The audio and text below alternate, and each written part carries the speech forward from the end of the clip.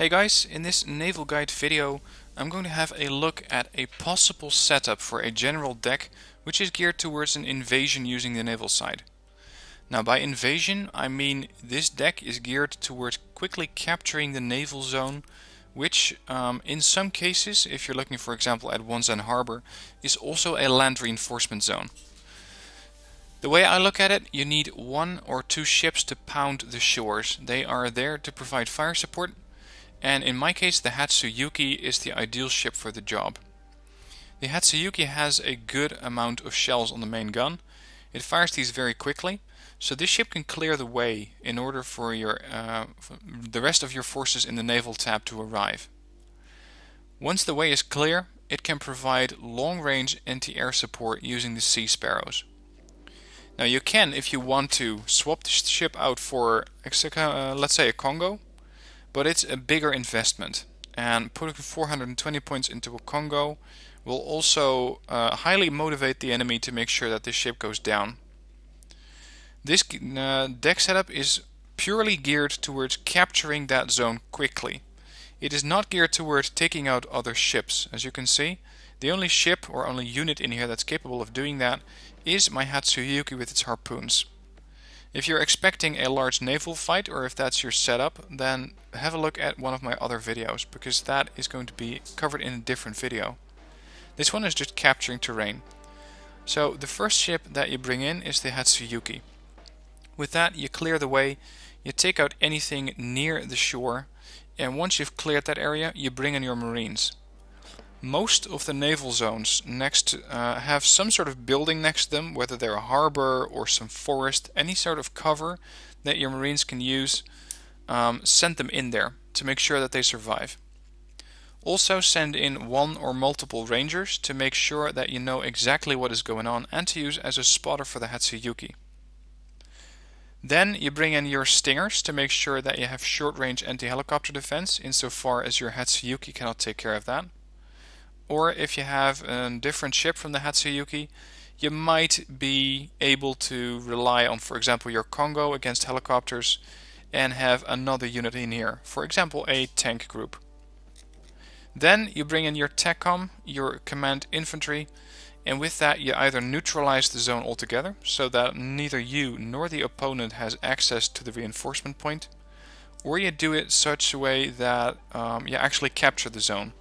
Especially if your marines are capable of pushing into the enemy zone and clearing out the enemy command unit or command vehicle, that is when this is very handy. Now there are all sorts of variations which you can make on this assortment of units. For example, you could say I don't want the Hatsuyuki because I don't think that the Sea Sparrow has a big enough range. You could swap it out and bring a Congo in, which has a lot more range, 3500, 4900. If you don't like the TACCOM, if you think that command infantry in this case is a little weak, especially in a contested cap zone like that, you can bring in a different unit.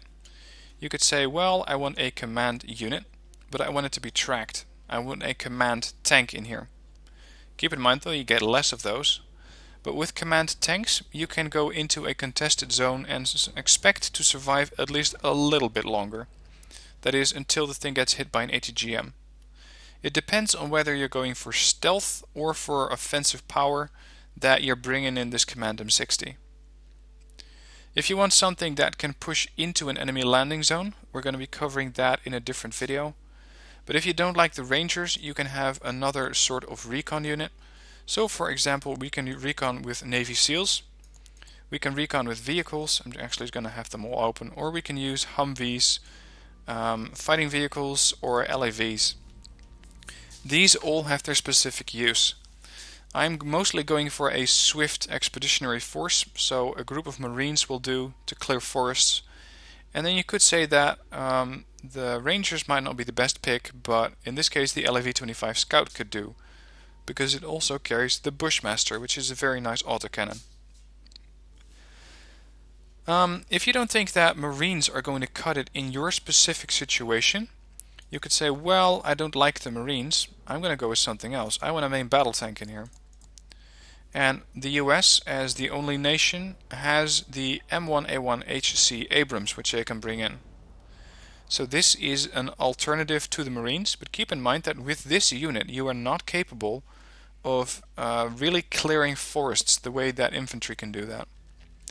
Also, you get either 3 or 2 depending on the veterancy. So a good alternative could be the M60A1 ERA, explosive reactive armor. That's the tiles you see on the side of the tank. With this you get 14 tanks at trained or 10 at hardened, and these guys can also more or less clear an area, but again they are not very good against infantry into forests. So the area that you're landing at is really going to decide what kind of invasion deck you're going to use. In most cases, except for a marine deck, you're going to have all sorts of slots. You're going to have 5 of them. And it is really up to you what kind of powers you want to put in here. Because infantry, of course, have their own advantages. They can quickly clear forests, use buildings as cover, etc. But they are not as tough as a tank. If you bring in a tank though, you're going to have to face ATGMs most of the time. ATGM planes, ATGM infantry. So if you're bringing in tanks, you might want to go for, say, a Chaparral, to make sure that you can take down the helicopters before they get to your tanks. Or if you want to do it on the cheap, you bring in an Avenger. So there are all sorts of variations, and the thing that you need to keep in mind when you're creating a naval section for your deck is how can this section aid the rest of my deck, because that's the way I see it. If you were to see it the other way around, how can my deck aid my naval section, then you have to run a Marine Corps deck, because they are just a lot better for that. But in this situation, this invasion deck is geared towards quickly capturing terrain and making sure that from that terrain you can then push onto an enemy zone. So capping the command zone that is close to the water would be ideal. In a map like Straight to the Point, this setup is going to be utterly useless. Because in Straight to the Point you have a lot of naval terrain, you have a lot of open water, and you're not gonna cut it with one Congo. So in a map like that, you could decide to bring a copy of your deck, so clone your deck in your armory, and from there you can then change the loadout. So you can have, say, a US General deck plus an invasion tab like mine, which you use on Wonsan Harbor. Or you can say General deck plus ships, where you bring in a Congo, a couple of Chamzoris, maybe some Pegasus to provide fire support, an LCU, and maybe some Hatsuyukis. So this is how you can put together a force, and it is going to depend on what kind of objective you really want to capture and the nation that you're using, because for example the US can use these tanks and then you can use command tanks. Some other nations don't even have command tanks and you're going to have to use another kind of command unit. So have a look at the strengths of your deck, have a look at what this deck can do. It is very hard for me to record a video for every possible situation because I'd be creating hundreds of videos. So if you have a specific question or a specific situation you would like me to analyze in a video, please leave me a comment down below so I know exactly what kind of video to make. Keep in mind, as a last note, that when you're using the Naval tab and when you are doing a landing, you don't purely have to rely on the landing forces in here. You can also, for example, bring in infantry, which is flown in. Bringing in a Stinger in a Twin Huey or a Black Hawk would also be an acceptable option because they are still mobile enough.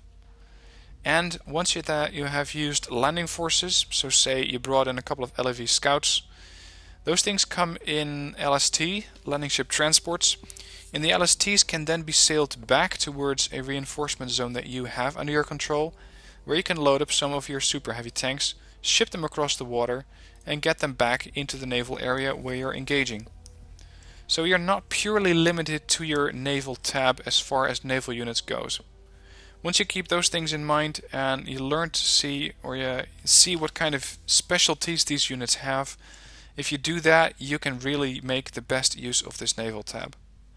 I hope this video was useful. I know it's pretty short, but it is very hard to explain all of the naval elements. So it is much better for you guys to ask me questions and for me to then respond to the questions with a specific video.